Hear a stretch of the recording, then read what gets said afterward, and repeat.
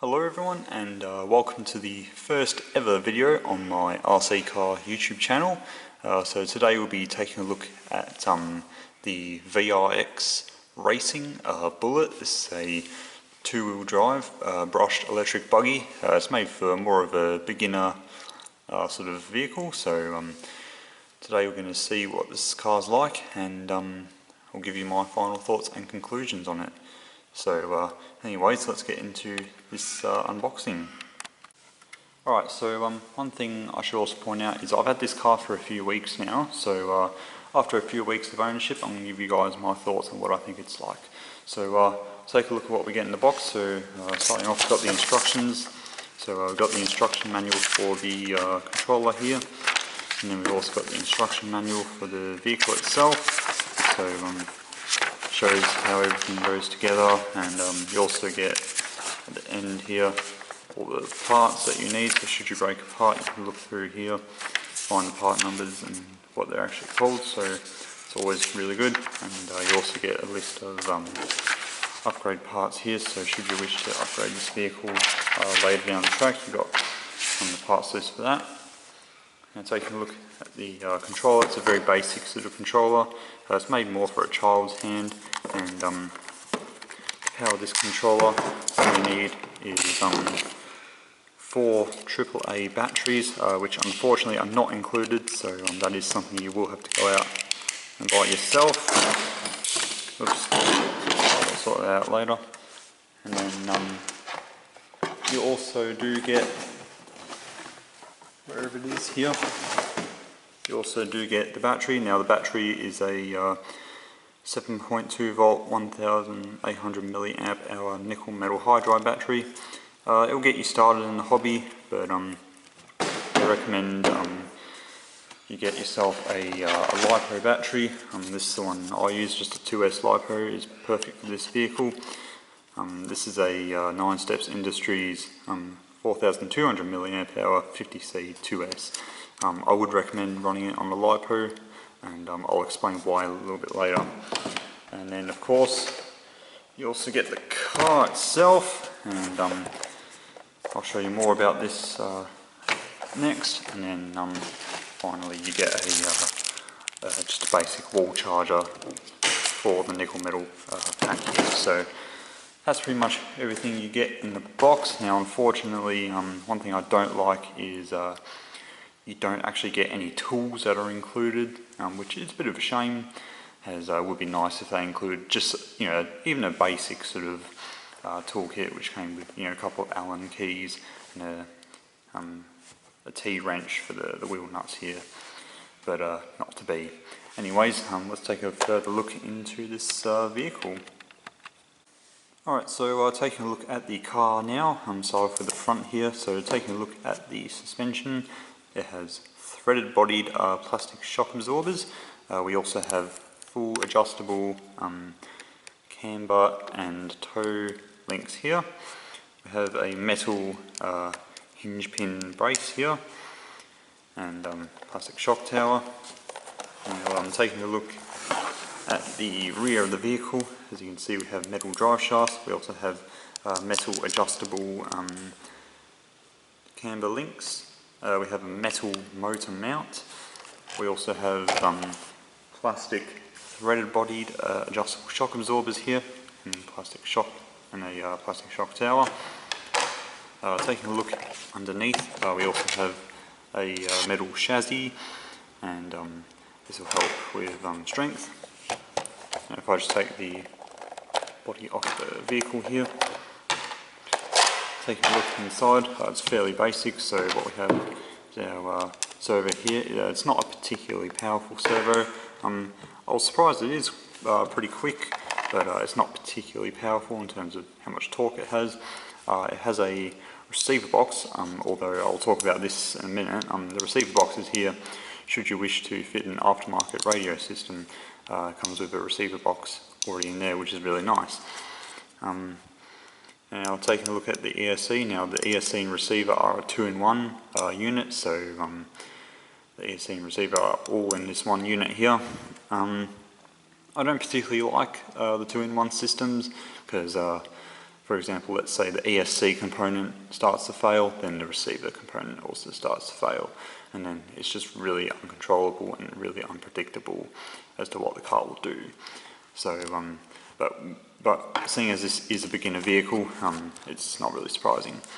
Now, something else I also want to point out is that from what I've read, the gears here in the centre transmission area, they are, or differential I should say, they are metal supposedly. I haven't had a look myself, but on the website where I got this from, that's what it said, as metal gears in the diff, so I suppose I'll figure that out myself. I'll have a look one day.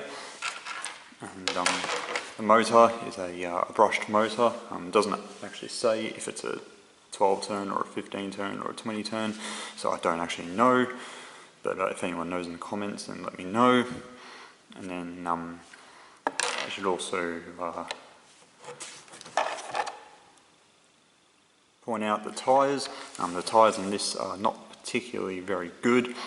This has been through about less than 10 battery packs, and these rear tyres are absolutely trashed, and the front tyres here, again, about less than 10 battery packs, and the tyres are getting really bad. So tyres on the front are a rib design, and then the rears have like these little like square pegs. But anyways, I'll show you more about these tyres later on. But yeah, that's basically just a quick overview of the car and what you get. So let's take it outside and we'll give it a run. Alright, so the battery's all charged up. So take the battery in and out of these, really simple. Pull this body clip off, and then it just lifts up. And then you can take your battery. I just like to tuck the balance lead in like that. And then it goes in there like that. And then you can take your body clip over there. And then there we go. And then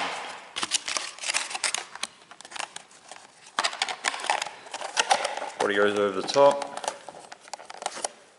Take the body clips.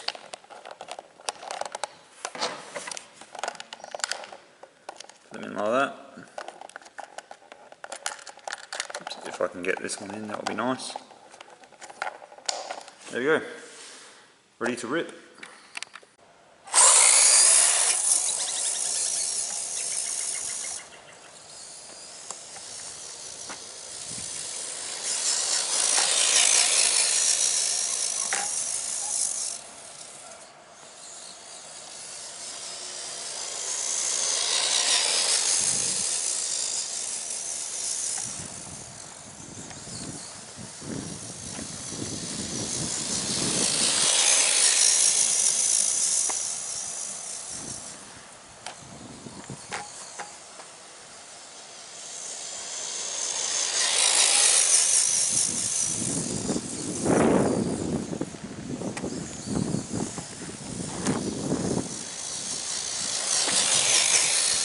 As you can see, it's not too bad on a 2-cell LiPo. This is also stock gearing, by the way. And yeah, on grass like this, this is freshly cut grass, by the way. It's not actually too bad. Oh, fallen over.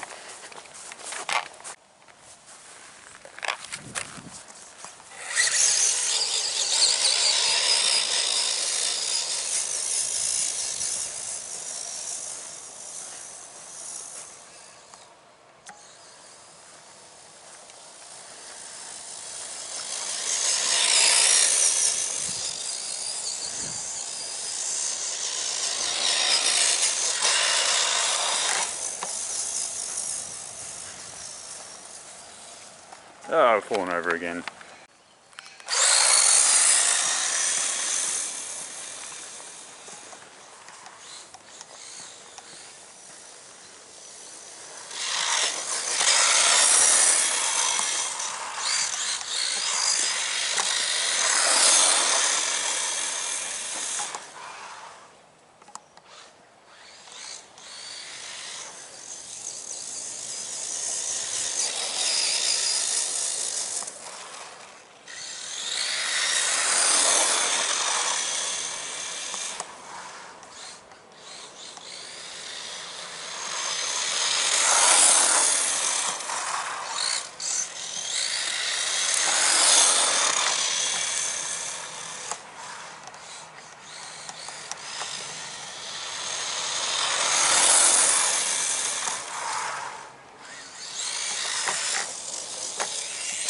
Oh yes, saved it.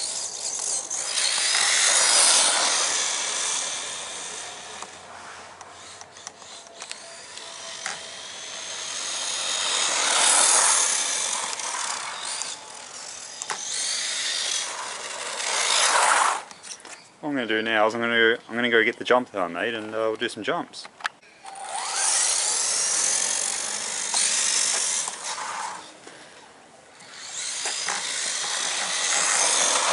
Oh, I missed it.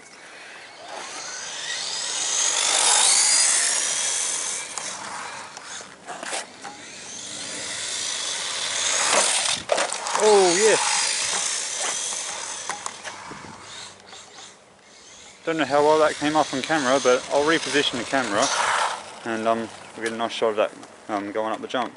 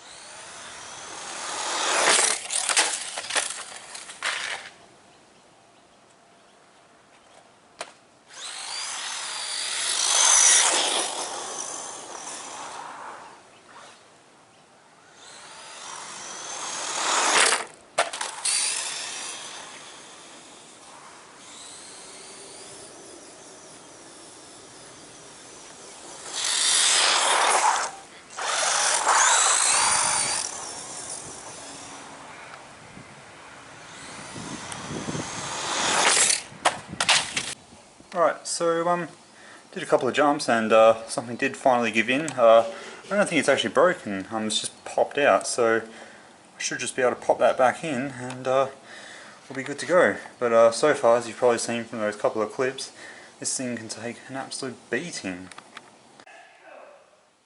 Alright, so just driven it, and unfortunately I had to cut the running, I guess, driving session short. Unfortunately, the chassis is a bit of a weak spot, as I've now discovered. This piece here is actually bent up. It's supposed to be bent down that way, but instead it's gone like that. So I think this is something I will need to fix. What I'm thinking is just cutting those off. The reason why those are there is because there's actually droop screws here. If I just, yeah, as you can see, there's droop screws on the front and also the back. So yeah, for a basher, I don't really think you need droop screws. And also, I don't really think you need any of these sort of adjustable links here. These are pretty prone to breaking. I mean, the adjustable shocks, yeah, fair enough. For a basher, they're fine, but I mean, these are more for a race car. I did have one of these pop off, but it didn't break, it just popped off, so as you saw earlier. But overall, it was actually pretty durable. The only things that I broken, obviously this part of the chassis, the bumper here is starting to get a bit broken. And if you come around to the rear here, this is starting to come off. But other than that, like, nothing too bad. I don't actually need to replace anything. This is just getting worn out, and just need to fix this part of the chassis. You can actually see here, the metal is actually being ground away. So yeah, I think that is something that needs to be looked at. But anyways, yeah, it was quite durable. Took a few bad knocks, and yeah, it keeps going.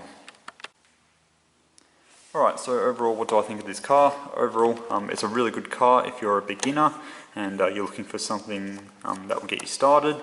The nickel metal hydride that comes with it is not particularly the best. I didn't really have anything good to say about it, unfortunately. I did notice that with the nickel metal hydride, when it's about to die in terms of charge, it makes the car really unpredictable. It's like it will start turning when you don't put any steering input into the controller, or if like you're on throttle, you can't steer.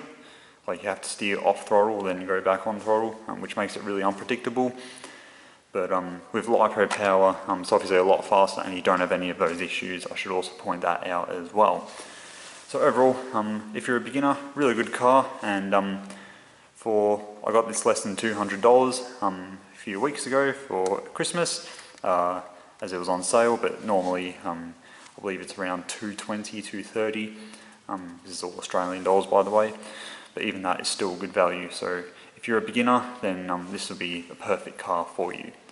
So anyways, I hope you guys liked this video. Hopefully you enjoyed it. Subscribe if you like this sort of stuff. Videos won't be super frequent at the moment. I will also show you my other RC car. That will be probably the next video. And yeah, we'll take this one and also my other RC car out to a BMX track eventually, and give both of those a really good run. So anyways, hopefully you enjoyed it. Please subscribe, and I shall be doing more videos hopefully in the future. But as I said, it won't be very frequent at the moment. But anyways, see you in the next video. Bye everyone.